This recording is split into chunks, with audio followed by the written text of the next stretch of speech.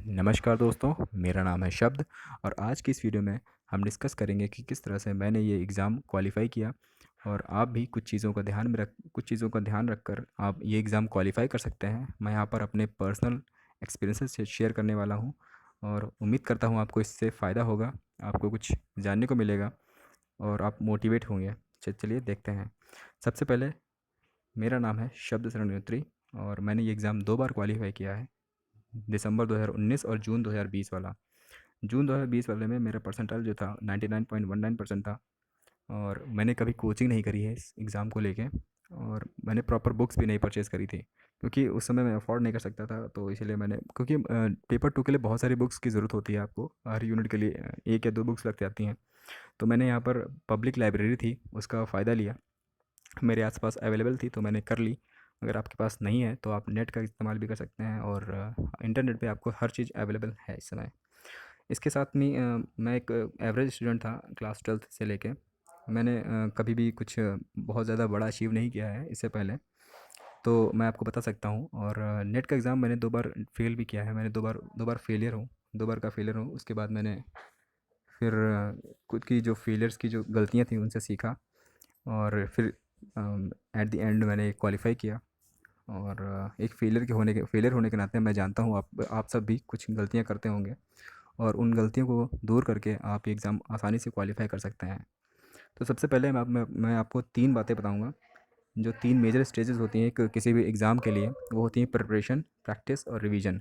बहुत लोग क्या करते हैं कि सिर्फ़ प्रिपरेशन करते रहते हैं, उनको प्रैक्टिस और रिवीजन का मौका नहीं मिलता है या वो करना नहीं चाहते हैं, वो भूल जाते हैं। ये जो मेजर स्टेप्स होते हैं और इन दोनों मेजर स्टेप्स की आपको इम्पोर्टेंस तभी समझ में आती है जब आपका नहीं होता है एग्ज़ाम क्वालिफ़ाई। और उम्मीद करता हूँ आज के बाद आप कभी भी ये 2 स्टेजेस नहीं स्किप करेंगे। तो सबसे पहली स्टेज है जो प्रिपरेशन की है, वो कॉमन हर इंसान करता है, इनकी तैयारी करता है। और तैयारी में आपको कुछ बातों का ध्यान रखना चाहिए, वो ये है। सबसे पहले तो अपना डाउनलोड करिए सिलेबस क्या है।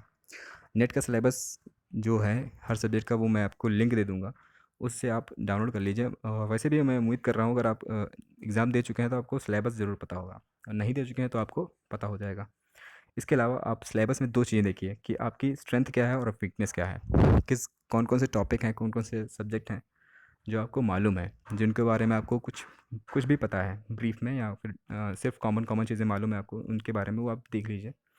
और कुछ सब्जेक्ट ऐसे होते हैं या कुछ टॉपिक ऐसे होते हैं जो आपको बिल्कुल भी नहीं पता होते हैं और कुछ टॉपिक ऐसे होते हैं जो आपने पढ़े होते हैं लेकिन आपको समझ में नहीं आया होता है। तो ये सब चीज़ें हैं, इनको कैटेगरी वाइज़ डिवाइड करिए, आपका स्ट्रेंथ, वीकनेस और के बारे में। आपकी अपॉर्चुनिटीज़ क्या हैं, किन चीज़ें को आप समझ सकते हैं और आपके थ्रेट्स क्या हैं जिनको आप बिल्कुल भी समझना नहीं चाहते हैं। ये है, इनको डिवाइड करिए। अपना सिलेबस जो है आप उनको डिवाइड करिए 4 भागों में। स्वॉट एनालिसिस करिए, इसको बोलते हैं। अगर आप मैनेजमेंट या कॉमर्स के स्टूडेंट हैं तो आपको स्वॉट का मतलब पता होगा। स्वॉट मतलब होता है स्ट्रेंथ, वीकनेस, अपॉर्चुनिटीज़, थ्रेट्स। इन चारों भागों में आप अपने सिलेबस कंटेंट को बाँटिए, तभी आपको प्रॉपर जानकारी मिलेगी कि आपका कंटेंट क्या है और किस तरह से आप उसको स्टडी करेंगे फ्यूचर में। इसके बाद में आप सबसे इम्पोर्टेंट होता है किसी भी एग्ज़ाम के लिए, प्रीवियस ईयर के क्वेश्चन पेपर उठाइए। उससे आपको अंदाज़ा होगा कि किस तरह से क्वेश्चन फ्रेम होते हैं। एक एग्ज़ाम में आपका टॉपिक दिया होता है, उस टॉपिक के ऊपर किस तरह से क्वेश्चंस बनते हैं, ये आपको पता चलेगा प्रीवियस ईयर के क्वेश्चन पेपर से। और ये जो चीज़ है वो आपको कहीं भी किसी भी एग्ज़ाम के लिए इम्पोर्टेंट है कि आपको प्रीवियस ईयर का क्वेश्चन पेपर ज़रूर से ज़रूर पढ़ना है, उसको समझना है और लगा के देखना है खुद से। पहली बार में आप लगाने की कोशिश मत करिए, उसको सिर्फ पढ़िए, उसके क्वेश्चंस पढ़िए, आंसर्स पढ़िए, उसके बाद में उसको डिटेल में एनालिसिस करिए उसकी। ये बहुत इंपॉर्टेंट है। इसके बाद में अगर आपको कुछ टॉपिक मिलता है जो आपने एक टॉपिक सुना ही नहीं है, तो उस टॉपिक को आप गूगल करिए, यूट्यूब पे देखिए और हो सके तो आपको बुक्स अगर मिल जाएँ, अवेलेबल हों आपके पास, तो उसमें ढूँढने की कोशिश करिए और उसके नोट्स बनाइए। सबसे बड़ी चीज़ है अपने नोट्स बनाइए। कभी भी किसी और के नोट्स मत लीजिए, उसके नोट्स से पढ़ने का आपको फ़ायदा नहीं मिलेगा उतना, जितना उस बंदे को मिलता है जिसके नोट्स होते हैं वो खुद के। क्योंकि नोट्स खुद के जो होते हैं वो आपको प्रॉपर गाइड करते हैं। आपको रिवीजन में सबसे ज़्यादा इंपॉर्टेंट वही नोट्स काम आते हैं जो आपने खुद बनाए होते हैं, ठीक है? और नोट्स जब भी बनाइए तो आप ये देखिए कि आपको प्रॉपर बुक्स की तरह नहीं लिखना है उसको, आप वहाँ पर की पॉइंट लिखते हैं और की पॉइंट्स लिखने से फ़ायदा ये होता है आपको रिवीजन करने में आसानी हो जाती है। तो ये है। इसके अलावा सबसे ज़रूरी चीज़ जो होती है प्रिपरेशन के दौरान कि आपको कंसिस्टेंट रहना है। अपनी पढ़ाई के दौरान एक भी दिन ऐसा नहीं होना चाहिए जब आपने पढ़ाई नहीं करी हो। भले ही आप 1 घंटा पढ़ाई करिए दिन में, लेकिन पढ़ाई डेली करिए। कंसिस्टेंट रहिए। कंसिस्टेंसी जो होती है बहुत ज़्यादा ज़रूरी होती है किसी भी एग्ज़ाम के लिए। इसके बाद में आते हैं दूसरा स्टेप, जो कि है प्रैक्टिस। प्रैक्टिस क्या होती है?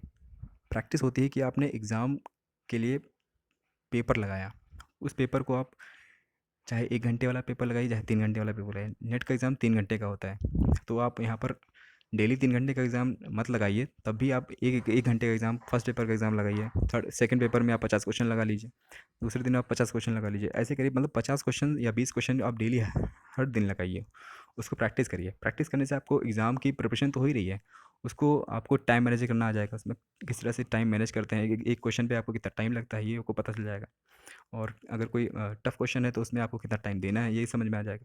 यानी कि बेसिकली आपको प्रैक्टिस करने से एग्ज़ाम की पूरी जानकारी हो जाएगी, किस तरह से आपको एग्ज़ाम में बिहेव करना है, अपना माइंड किस तरह से वर्क करना चाहिए आपका माइंड। ये चीज़ें आपको प्रैक्टिस करने से प्रॉपर पता चल जाएंगी। इसके बाद में आता है रिवीजन।